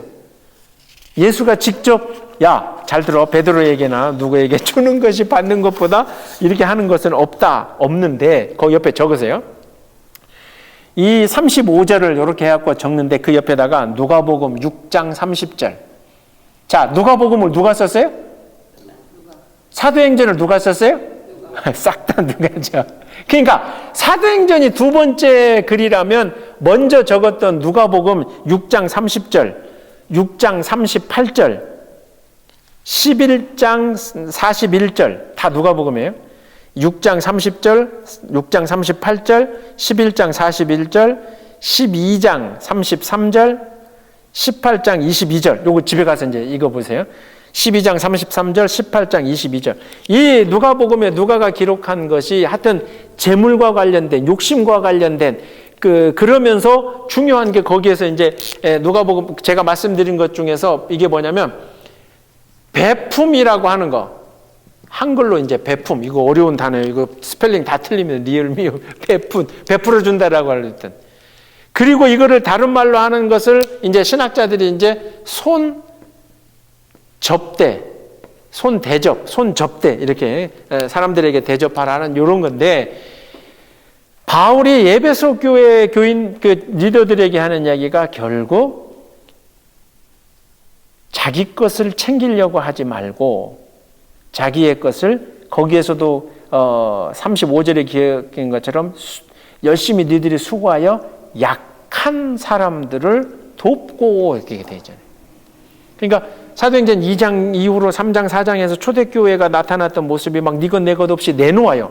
네 것 내 것 없이 내놓으면 그 혜택을 가장 먼저 누가부터 봐요? 없는 사람이 먼저 보겠죠. 약한 사람이 먼저 보겠죠. 그러니까 교회는 모든 그 균형과 과정의 원리가 하여튼 연약하고 부족하고 약한 사람들에게로 흘러가야 되는 거예요. 그게 이제 교회의 원리라는 거예요. 그래서 하여튼 시간이 되시면 20장 17절부터 35절까지 쭉 바울이 에베소 장로들에게 했던 설교라고 하는 건 그냥 그 에베소 장로들이 아니라 오늘 나한테, 오늘 우리 교회에, 오늘 직분 맡은 나한테 정말 예수님이 성령님을 통해서 바울의 입술을 빌어서 나에게 해주는 거구나. 그러면 앞에서 바울이 얘기한 것처럼 내가 목숨 걸고 복음을 전해야 될 이유가 나오고 그러나 그렇게 세워져 가는 교회가 또 시험 받을 수도 있다는 그러니 이것을 교회에 그렇게 이리가 들어오고 막 자기 일을 믿게끔 하려고 하는 이단이 언제든지 교회는 그럴 수 있으니 이거를 깨어 있으라는 거죠. 그리고 세 번째로는 그러나 더욱 중요한 건 그러는 과정에서 교회는 좀 서로 나누고 하는 것을 해라. 36절 이 말을 한 후 무릎을 꿇고 그 모든 사람들과 함께 기도하니 다 크게 울며 바울의 목을 안고 왜 그랬을까요? 입을 맞추고 왜? 그렇죠, 그렇죠. 그렇다고 저 38절이 해답이죠. 다시 그 얼굴을 못 볼 수도 있고. 왜? 이제 이 밀레도에서 자꾸 가지 말라 그러는데 바울이 어디를 가겠다 그러는 거예요. 나 예루살렘에 좀 들어가야 되겠다. 예루살렘에 가야 되겠던데 지금 예루살렘에 가면 바울이 죽을 수도 있을 거라는 그 모든 이야기들이 나오고 있으니 이 에베소 장로들도 그걸 좀 말리고 싶었던 거죠. 연이어서 바로 21장으로 가고 끝낼게요. 너 안 쉬고. 와. 그래서 이게 이렇게 하다 보니까 영상이 말이 빠르던데 몰라. 이제 알아서 천천히 2번 듣든지. 자, 그래서 우리가 그들을 작별하고 이 우리는 또 누구겠어요? 그러니까 이걸 기록한 누구? 누가. 누가와 바울 일행이 이제 그들을 작별하고 배를 타고 곳으로 가서 이튿날 로도에 이르러 거기서부터 바다라로 가서 거기 지도 보시면 바다라 나오죠. 바다라. 거기에서 바다라. 아까 들어와 있었죠. 들어와. 그다음에 야 바울이 가니까 바다라. 바다라에서 갔다가 거기에서 구브로를 바라보고 왼편에 두고 이 섬이 구브로예요. 그러니까 제가 아까 했던 얘기가 배가 이렇게 가면 구브로 섬이 어느 쪽으로 보이겠어요? 왼편에 보일 거 아니에요. 그 상황에 구브로를 왼편에 두고 쭉 내려가서 어디에 상륙을 해요? 두로에 상륙하니. 자, 두로는 여기에 내려와서 그냥 여기 정도라고 보면 돼요. 즉, 이 지역에 이제 들어온 거죠. 배를 다 타고 들어와서 제자들을 찾아서 거기서 이레를 머무니 그들의 성령의 감대로 바울더러 예루살렘에 가지 말라 하더라. 자, 21장 4절 보세요. 이 바울을 따르는 제자들이 거기에 머물러서 4절에 성령의 감동으로 바울더러 예루살렘에 가지 말라 하더라 그래요. 21장 4절. 이거 중요합니다. 가만히 있어봐. 성령님께 지금까지 붙들려서 성령이 인도하시는 대로 가던 게 누구예요? 바울이잖아요. 근데 바울이 이제 이곳에 와서 곧 예루살렘으로 들어가야 되는데 4절에 성령의 21장 4절에 성령의 감동으로 제자들이 바울 보고 가지 말라 하더라. 이게 어떻게 해석을 해야 되는 거예요? 그러면 성령님이 제자들한테 야 바울이 죽을 수 있으니까 바울을 말려라. 그러면 성령이 지금까지 바울을 끌고 다닌 성령님이 나쁜 성령이 그 성령님하고 이 성령님하고 다른 거죠.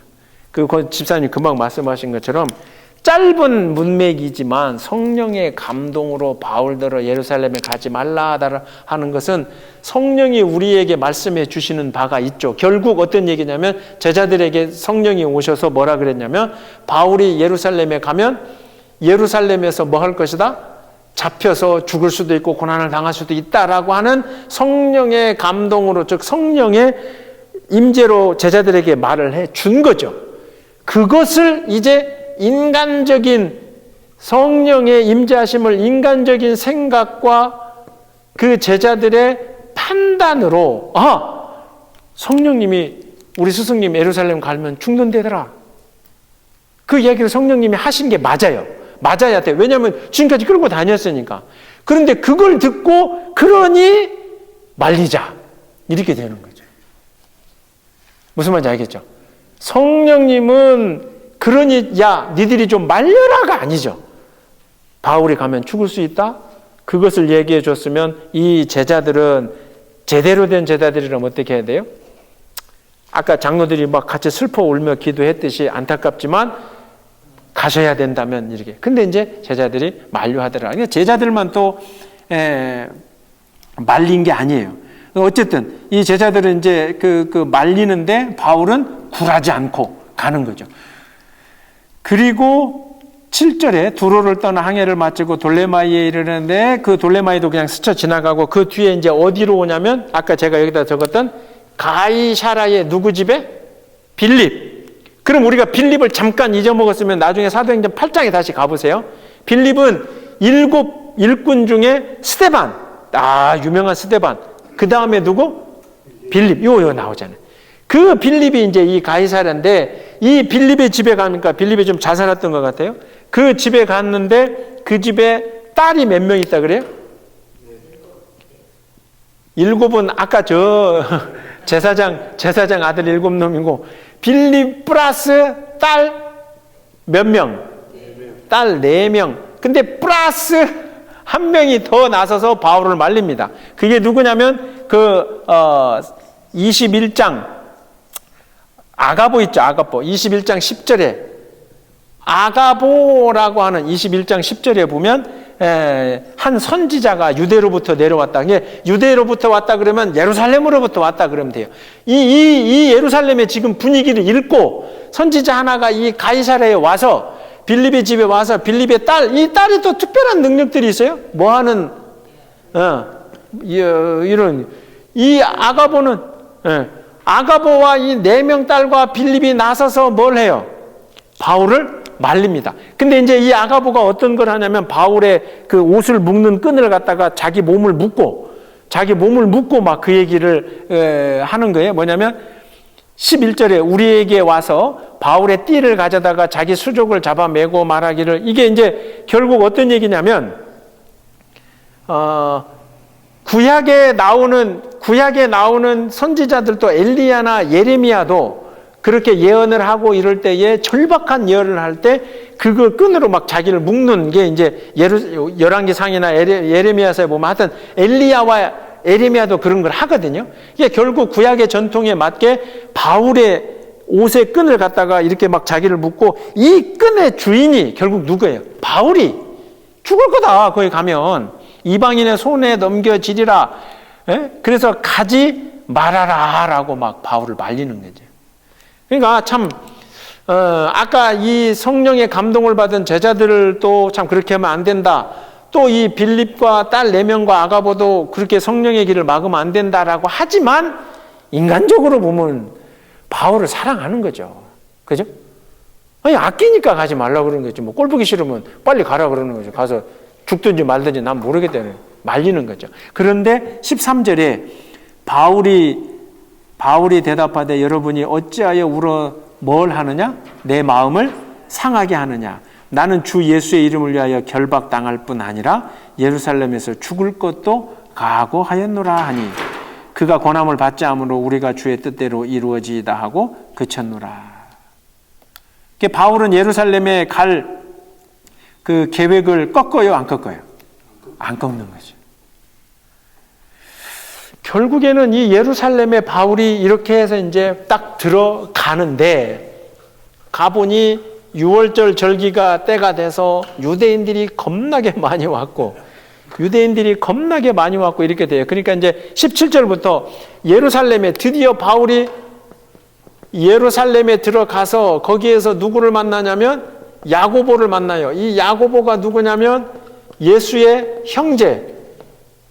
늘 말씀드리지만 그래서 캐톨릭에서는 이 야고보가 예수의 피를 나눈 형제가 아니라, 즉 마리아에게서 난 형제가 아니라 그냥 성경에서 얘기하는 그 영적인 브라더, 이렇게. 왜냐하면 마리아가 결코 그 다음에 애를 낳을 수가 없다 뭐 이런 얘기지만 우리는 예수님 난 이후에 그 마리아에게서 난 형제.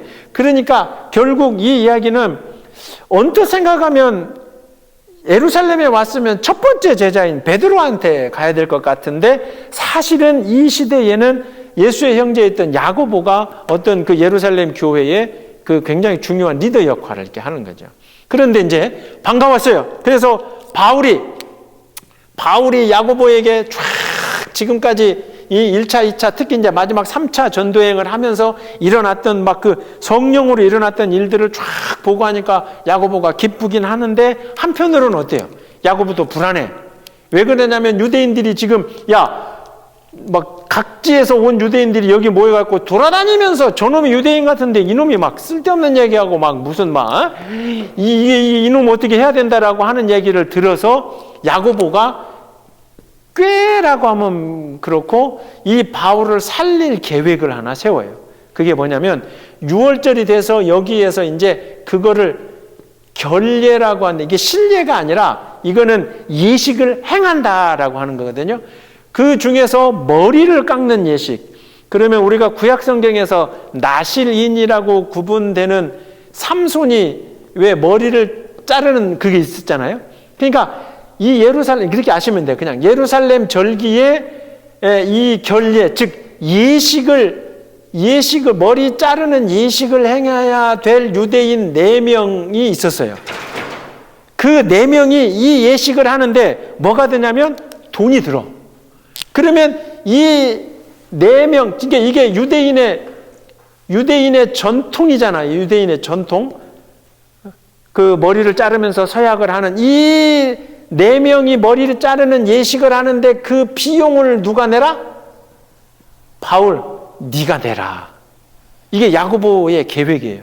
이게 왜 그러냐면 지금 유대인들이 바울 저놈이 유대인 전통을 다 박살내고 있고 막 돌아다니면서 이방인에게 막 그런 짓을 하니 바울을 죽여야 된다라고 막 예루살렘에 지금 와글와글 하고 있는 거죠. 그러니까 야고보가 곧 이 6월절에 이런 예식을 해야 되는 유대인의 전통에 따른 예식을 해야 되는 4명이 머리 깎는 그 일이 있는데 그 비용을 바울 네가 내라. 결국 그 얘기는 그렇게 되면 흥분한 유대인들에게 바울이 유대인의 전통을 업신여긴 것이 아니다. 이 사람들 지금 오늘 이 6월절에 머리 깎아야 되고 이 고백해야 되는 이 4사람들 이 율법에 맞게 하는데 그 사람들의 비용을 누가 낸다? 바울이 이렇게 냈으니 그러니 이 바울은 그렇게 우리의 전통을 회하거나 그런 사람이 아니다 하면서 바울을 조금 야고보가 구해 보려고 노력을 합니다. 그 이야기가 이제 26절, 그게 17절에서 26절까지가 이 얘기예요. 그런데 이게 끝까지 그렇게 크게 효과가 있지는 않았어요. 27절에 보면 그 이레가 거의 참에 아시아로부터 온 유대인들이 성전에서 바울을 보고 모든 무리를 충동하여 그를 붙잡고, 아시아에서 온 사람들이다 그러면 아까 에베소에서도 막 바울에게 흥분한 사람들이 이거 있었잖아요. 이 지역에서 온 유대인들이 왜 그러냐면 이 지역에서 특별히 막 바울이 복음을 전하면서 사람들이 막 요동하기 시작하니까 그 사람들이 결국은 바울을 어떻게 하냐면 바울을 어떻게 해요? 결국은 붙잡게 됩니다. 그러면서 그 바울을 붙잡는 오늘날로 얘기하면 소송거리의 제기가 뭐냐면 28절에 있는 것처럼 헬라인을 데리고 성전에 들어갔다는 거죠. 그러니까 바울은 유대인이기 때문에 성전을 들어갈 수 있어요. 여러분 이제 성전을 이렇게 보시면 알겠지만 성전의 옛날 지도 보면 여기가 끝이, 여기가 가장 안쪽이 지성소면은 이렇게 단계별로 구분이 되어 있죠. 그래서 이방인의 뜰, 뭐 예를 들면, 그래서 이방인들이 갈 수 있는 단계까지, 그 다음에 뭐 이렇게 나눠갖고 뭐 여인들은 거기까지밖에 못 가고, 그 다음에 또 뭐 환자들 중에 그 전염병이 아닌 환자들이 들어올 수 있는, 이렇게 하고 이제 요 지성소에는 딱 대제사장만 들어갈 수 있고, 요 바로 앞에는 일반 제사장들이 하여튼 이렇게 구분이 되어 있는 거죠. 근데 이방인을 데리고 성전에 들어갔다는 건 이제 요걸 이방인이 가야 될 거기를 넘어서 그 안쪽까지 데리고 들어갔으니 유대 전통을 어긴 거다 하면서 이 바울을 죽이려고 잡아다가 30절에 온 소동하여 백성이 달려와 모여 바울을 잡아 성전 밖으로 끌고 가니 나가니 문들이 곧 닫히더라. 그들이 31절 그들이 바울을 죽이려고 하는데, 근데 이때에 하나님이 또 누구를 사용하시냐면, 예루살렘에 이 6월절 절기가 됐으니 온 동네 유대인들이 다 온다 그랬죠. 온 동네 유대인들이 다 왔으니 이 지역을 관할하는 로마 군인도 혹시나 유대인들이 이 절기를 핑계 삼아서 모여갖고 데모를 할까봐 이 절기를 핑계 삼아 모여갖고 로마에 독립하자 뭐 이러면서 그거를 할까봐 로마 군인들도 질서 유지 차원에서 요 때를 신경을 좀 쓰고 있었어요. 그러다 보니까 이제 거기에 천부장이면 원래 100부장이면 100명의 부하잖아요. 천부장이면 약 600에서 1000명 정도를, 이게 이제 그때가 좀 다르다 그러더라고. 관할하는 그 천부장이 이 막 소동이 일어나가지고 한 놈을 죽이네 살리네 하고 있으니까 그 천부장이 가서 그 바울을 빼내오면서 도대체 당신들 유대인들이 바울을 죽여야 되겠다는 정확한 이유를 좀 얘기를 해라. 웅성웅성 34절을 보세요. 무리 가운데서 어떤 이는 이런 말로, 어떤 이는 저런 말로 소리치거늘. 그러니까 어떤 사람들은 저놈이 율법을 하겠다. 어떤 사람들은 저놈이 사람들을 막 이상하게 한다. 저놈이 아니 시끄럽게 와글와글 하지 말고, 그게 알 수 없어서 천부장이 소동으로 말하면 진상을 알 수 없어서 일단은 바울을 데리고 영내로 부대로 데리고 이렇게 들어가려고 했는데, 바울이 층대에 이를 때에 무리의 폭행으로 말미암아 군사들에게 들어가니 이는 백성의 무리가 그를 없이 하고자 외치며 따라가미르라. 그러니까 이 로마 군인의 뭐를 받아요? 보호를 받아요. 누가? 바울이. 누구로부터? 유대인으로부터. 유대인의 공격으로부터 오히려 이방인 중에서도 이스라엘을 그렇게 통치하고 있는 로마 군인의 보호를 받고, 여기서만 멈추는 게 아니라 다음 시간에 해야 될 22장에 이렇게 해서 천부장이 보세요. 이 천부장이 바울을 딱 데려오고 난 다음에 바울에게, 야, 너 얼마 전에 저 애굽, 이집트 출신의 어떤 놈이 또 유대인이 나타나갖고 막 소동을 일으켰는데 너 그 데모 주동자 아니야? 쉽게 말해 물어본 거예요. 그러니까 바울이 뭐라 그러냐면 39절에 아니다. 나는 유대인으로 내가 길리기아 다소, 내가 애굽은 요 아래쪽이거든. 아니 애굽. 근데 애굽 출신의 유대인이 소동을 일으켰는데 나는 그게 아니라 나는 여기 다소 출신의 유대인이다. 그러면서 바울이 내가 청컨대 백성에게 내가 좀 말을 해야 되겠다. 그래서 천부장이 허락한 것을 바울이 층대 위에 서서 백성에게 손짓하여 매우 조용히 한 후 히브리 말로 말하니라. 이건 보세요. 이 천부장이 나타나기 전까지 예루살렘에 들어왔던 바울을 유대인들이 때려잡고 이놈의 자식 죽이네 살리네 하고 막 흥분해갖고 막 뒤집어졌는데, 이 로마 군인들이 나타나고 가만있어봐, 하지마 해가지고 바울을 보호해 놓고, 너 누구야? 너 그전에 저 데모 일으켰던 놈 아니야? 그랬더니 아니, 저는 그게 아니라 여기 정통 뭐 예를 들면 뭐 그런데 제가 이 사람들한테 좀 할 얘기가 있습니다. 오히려 자기를 죽이려 했던 유대인들에게 내가 좀 할 얘기가 있습니다. 그러면서 무슨 말로 했다 그래요? 히브리 말로 했다 그러잖아요. 그러면 우리가 사도행전에서 초대교회에서 싸움이 나기 시작할 때 히브리파, 헬라파 유대인, 그 기억나시죠? 히브리파는 뭐예요? 예루살렘을, 이 지역을 떠난 적이 없는. 근데 바울이 사실은 고향이 다소임에도 불구하고 그 배움의 깊이가 있어서 무슨 말로? 이제 히브리 말로 유대인들에게 연설을 하기 시작했다라고 하는 그 순간, 유대인의 전통에 내가 거칠 바가 하나도 없는 사람인데 결국 나를 죽이려고 하는 유대인 당신들이 알고 있던 모든 전통과 말씀과 내가 너희들과 다를 바 하나 없는 놈이야. 좀 들어보라고 라고 하는 거예요. 그러면서 22장에 이제 여러분들이 쭉 아시는 것처럼 바울이 사울일 때 다메섹에 가다가 예수를 만난 일, 그러면서 내가 그때부터 어떻게 된 일, 그 자신의 과거를 쭉 이야기하는 게 사도행전 22장이다 하는 거죠. 아시겠죠? 그래서 이제 22장 눈으로 보면 막 7절에 내가 땅에 엎드려, 이게 다메섹 가다가죠. 땅에 엎드려 사울아 사울아 네가 왜 나를 박해하느냐, 내가 주님은 누구시대, 이 이야기가 왜 나온 거냐면 바울을 잡아서 죽이려고 하는 유대인들을 향해서 히브리 말로 내가 당신들하고 똑같은 사람들이고 나도 당신들처럼 그 처음에 예수 믿는 놈들을 잡으러 다메섹에까지 내가 가던 길에 그 예수를 만났고 그 뒤에 나에게 쫙 하는 이야기가 이 사도행전 22장에, 그러니까 아까 20장에서 그 예배소 장로들에게 설교를 했다면, 고별 설교를 했다면 21장에서는 예루살렘에 들어와서 이제 누구한테?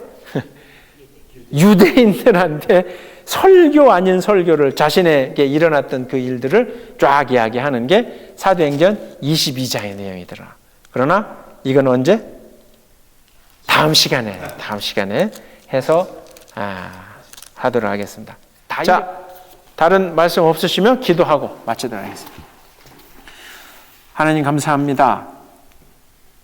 그 어려웠던 시기에 어려웠던 여행길을 떠나면서 바울이 들르는 곳마다 그렇게 담대하게 외칠 수 있었던 건 이미 바울은 성령님께 붙잡혀 그리고 성령님과 동행하였음을 저도 오늘 말씀을 통하여 깨달았사오니 저희들이 아버지 교회를 섬기고 믿음 생활을 해나가는 이 모든 것들 속에서 내가 온전히 성령님께 붙잡힌 바 되어 교회를 섬기고 복음을 전하는 것이 참된 길임을 저희도 깨달아 알게 하여 주시옵고 성령님이 저희와 함께 동행하시고 있으니 저희 모든 것을 주님께 의지하는 그런 거룩한 믿음의 자녀들 되게 하여 주실 줄 믿으며 이 모든 말씀 예수님 이름으로 기도드리옵나이다.